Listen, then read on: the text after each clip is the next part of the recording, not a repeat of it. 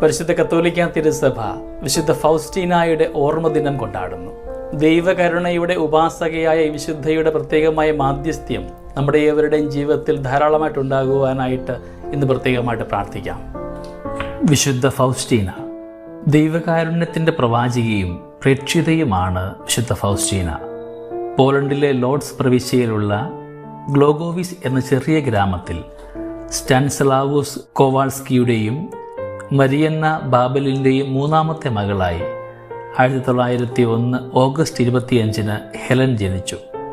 നല്ലവരായ മാതാപിതാക്കൾ ദരിദ്രരും വിദ്യാരഹിതരുമായിരുന്നെങ്കിലും ഉത്തമ മാതൃക നൽകി അവളെ ക്രൈസ്തവ ജീവിതത്തിൽ വളർത്തി. 5 വയസ്സുള്ളപ്പോൾ ദൈവമാതാവിൻ്റെ കരം പിടിച്ചുകൊണ്ട് സുന്ദരമായ ഒരു പൂന്തോട്ടത്തിലൂടെ നടക്കുന്ന ഒരു സ്വപ്നം അവൾക്കുണ്ടായി. പഠനത്തിൽ മിടുക്കിയായിരുന്നെങ്കിലും പോളണ്ടിൽ റഷ്യൻ അധിനിവേശം ഉണ്ടായതിനാൽ സ്കൂൾ പഠനം നിർത്തേണ്ടി വന്നു. 15 വയസ്സായപ്പോൾ ഉപജീവനത്തിന് തൻ്റെ മാതാപിതാക്കളെ സഹായിക്കുന്നതിന് വേണ്ടി ഹെലൻ ചില വീടുകളിൽ ജോലിക്ക് പോയി തുടങ്ങി. ഈ കാലയളവിൽ ഉള്ളിൽ നിന്ന് ഒരു സ്വരം നിരന്തരം തന്നോട് പറയുന്നതായി അവൾക്ക് അനുഭവപ്പെട്ടു. ലോകത്തെ ഉപേക്ഷിച്ച് മഠത്തിൽ ചേരുക. മാതാപിതാക്കളുടെ എതിർപ്പുകളെ മറികടന്ന് സന്യാസ ജീവിതത്തിൽ പ്രവേശിക്കുവാൻ അവൾ തീരുമാനിച്ചു. മറ്റൊന്നും ചിന്തിക്കാതെ ഒരു നാൾ തൻ്റെ ബാഗുമെടുത്ത് അവൾ വാഴ്സയിലേക്ക് പോയി. വാഴ്സായിൽ നിരവധി മഠങ്ങളിൽ അവൾ അഭ്യർത്ഥന നടത്തിയെങ്കിലും വിദ്യാഭ്യാസത്തിൻ്റെ അഭാവത്തെയും വീട്ടുവേലക്കാരി എന്ന അവസ്ഥയും കരുതി അവൾക്ക് പ്രവേശനം ലഭിച്ചില്ല. ഒടുവിൽ 1925 ഓഗസ്റ്റ് 1 കാരുണ്യമാതാവിൻ്റെ മഠത്തിൽ അവൾക്ക് പ്രവേശനം ലഭിച്ചു. മഠത്തിലെ എല്ലാ ജോലികളിലും സന്തോഷത്തോടെ അവൾ വ്യാപൃതയായി. 1926 ഏപ്രിൽ 30 സിസ്റ്റർ മേരി ഫൗസ്റ്റീന എന്ന നാമത്തിൽ അവൾ സഭാവസ്ത്രം സ്വീകരിച്ചു.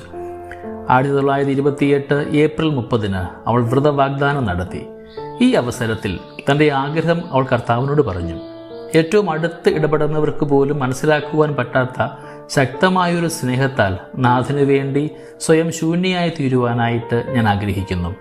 ഈ പ്രാർത്ഥന ദൈവത്തിന് സ്വീകാര്യമായി തീർന്നു എന്നത് അവൾ അറിഞ്ഞില്ല.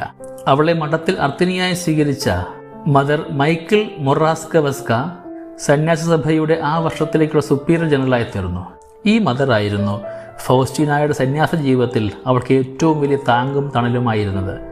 1931 ഫെബ്രുവരി 22 ഫൗസ്റ്റീനായ്ക്ക് മനുഷ്യകുലത്തോടുള്ള ദൈവകാരുണ്യത്തിൻ്റെ വെളിപാടുകളുടെ ആരംഭം തുടങ്ങിയത്.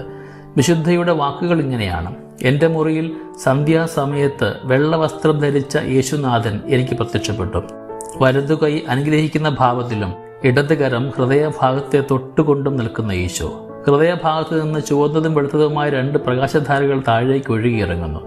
നിശബ്ദയായി ഞാൻ കർത്താവിനെ നോക്കി നിന്നും. വലിയ ഭയബഹുമാനം എന്നിൽ നിറഞ്ഞു, അതുപോലെ ആനന്ദവും. അല്പം കഴിഞ്ഞപ്പോൾ ഈശോ എന്നോട് പറഞ്ഞു, നീ ഇപ്പോൾ കണ്ട വിധത്തിൽ ചിത്രം വരപ്പിക്കുക. അടിയിൽ ഈശോയെ ഞാൻ അങ്ങിൽ ശരണപ്പെടുന്നു എന്നും ആലേഖനം ചെയ്യുക. ഈ ചിത്രം ആദ്യം നിങ്ങളുടെ കപ്പേളയിലും പിന്നീട് ലോകം മുഴുവനും വണങ്ങപ്പെടണമെന്ന് ഞാൻ ആഗ്രഹിക്കുന്നു. ഈ ചിത്രം വണങ്ങുന്ന ആത്മാവ് നശിക്കുകയില്ല എന്ന് ഞാൻ വാഗ്ദാനം ചെയ്യുന്നു. ആ ആത്മാവ് തൻ്റെ ശത്രുക്കളുടെ മേൽ, പ്രത്യേകിച്ച് മരണനേരത്ത് വിജയം വരിക്കുമെന്നും ഞാൻ വാഗ്ദാനം ചെയ്യുന്നു. എൻ്റെ മഹത്വത്തിനായി ഞാൻ തന്നെ ആ ആത്മാവിനെ സംരക്ഷിക്കും. ഈസ്റ്റർ കഴിഞ്ഞുള്ള ആദ്യത്തെ ഞായറാഴ്ച ദൈവകാരുണ്യത്തിൻ്റെ തിരുനാളായി ആചരിക്കപ്പെടണമെന്നതും യേശുനാഥൻ ഫൗസ്റ്റീനായ്ക്ക് സന്ദേശം നൽകി.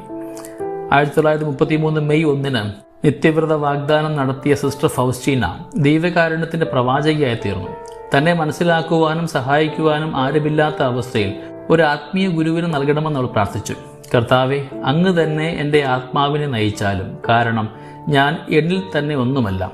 വിൽനിയൂസിലേക്ക് സ്ഥലമാറ്റം കിട്ടിയ ഫൗസ്റ്റീന ഫാദർ മൈക്കിൾ സൊപ്പാക്കയോട് യേശുവുമൊത്തുള്ള സംഭാഷണത്തെക്കുറിച്ച് വിശദമായി വിവരിച്ചു. അദ്ദേഹം ആവശ്യപ്പെട്ട മാനസികവും ആത്മീയവുമായ എല്ലാ പരീക്ഷണങ്ങളും അവൾ വിജയകരമായി പൂർത്തിയാക്കി. ആത്മീയ ഗുരു പരിചയപ്പെടുത്തിയ ചിത്രകാരനായ കസിമീറോവസ്കിക്ക് അവൾ വിശദാംശങ്ങൾ പറഞ്ഞുകൊടുത്ത് ദിവ്യകാരുണ്യത്തിൻ്റെ ഛായാചിത്രം വരച്ചെടുത്തു. 1935 സെപ്റ്റംബറിൽ യേശുനാഥൻ്റെ നിർദ്ദേശാനുസരണം ഫൗസ്റ്റീന കരുണക്കൊന്ന് തയ്യാറാക്കി. 1937 ആയപ്പോഴത്തേക്കും ദൈവകാരുണ്യത്തിൻ്റെ ചിത്രവും കരുണക്കൊന്തയും പ്രശസ്തമായി. ദിവ്യഗുരുവിൻ്റെ ആഗ്രഹമനുസരിച്ച് മറ്റുള്ളവരുടെ പാപപരിഹാരത്തിനായി അവൾ തൻ്റെ സഹനങ്ങളെ സമർപ്പിച്ചു. തന്നെ സമീപിക്കുന്നവർക്ക് അനുദിനം ദൈവകാരുണ്യത്തിന് സംവാഹകയായിക്കൊണ്ടും സഹജീവികളിലേക്ക് ആനന്ദവും സമാധാനവും പകർന്നുകൊണ്ടും ദൈവകാരുണ്യത്തെക്കുറിച്ച് രചനകൾ തയ്യാറാക്കി ഫൗസ്റ്റീന ലോകത്തെ കർത്താവിൻ്റെ ആഗമനത്തിനായി ഒരുക്കി. ദർശനങ്ങളുടെ ആധിക്യവും അനാരോഗ്യവും മൂലം ക്ഷീണിതയായ ഫൗസ്റ്റീന 1938 ഒക്ടോബർ 5 ദിവ്യനാഥന്റെ സന്നിധിയിലേക്ക് യാത്രയായി. പോളണ്ടിലെ ക്രോക്കാവിലുള്ള ദൈവകാരുണ്യത്തിന്റെ ബസലിക്കയിൽ അവളുടെ കബറിടം സ്ഥിതി ചെയ്യുന്നു. പോളണ്ടിൽ നിന്ന് തന്നെയുള്ള വിശുദ്ധ ജോൺ പോൾ രണ്ടാമൻ മാർപ്പാപ്പ മഹാജൂബിലി വർഷത്തിൽ 2000 ഏപ്രിൽ 30 അവളെ വിശുദ്ധ പദവിയിലേക്ക് ഉയർത്തി. ദൈവകാരുണ്യ പ്രവാഹത്താൽ മനുഷ്യഹൃദയത്തെ വിമലീകരിച്ച് വിശുദ്ധമാക്കുവാൻ ദൈവം തിരഞ്ഞെടുത്ത കാരുണ്യത്തിന്റെ പ്രവാചികയാണ് വിശുദ്ധ ഫൗസ്റ്റീന. ദൈനംദിന ജീവിതത്തിൽ നാമൊക്കെ അനുഭവിക്കുന്ന ദൈവകരുണ തിരിച്ചറിഞ്ഞു കൊണ്ടുപോകുവാനും നാം അനുഭവിച്ച കാരുണ്യമൊക്കെ നമ്മുടെ ജീവിതത്തിലൂടെ അപരരിലേക്ക് ചൊരിയുവാനായിട്ട് നമ്മളെ യോഗ്യരാക്കണമേ എന്ന് ഇന്ന് പ്രത്യേകമായിട്ട് പ്രാർത്ഥിക്കാം. വിശുദ്ധ ഫൗസ്റ്റീനയുടെ മാധ്യസ്ഥ്യം നമ്മുടെ ഏവരുടെയും കൂടെ എന്നും ഉണ്ടാവട്ടെ. നമ്മുടെ കർത്താവ് യേശു മിശിഹായുടെ കൃപയും പിതാവായ ദൈവത്തിൻ്റെ സ്നേഹവും പരിശുദ്ധാത്മാവിൻ്റെ സഹവാസവും നമ്മുടെ കൂടെ എന്നും ഉണ്ടായിരിക്കട്ടെ, ഇപ്പോഴും എപ്പോഴും എന്നേക്കും. ആമേൻ.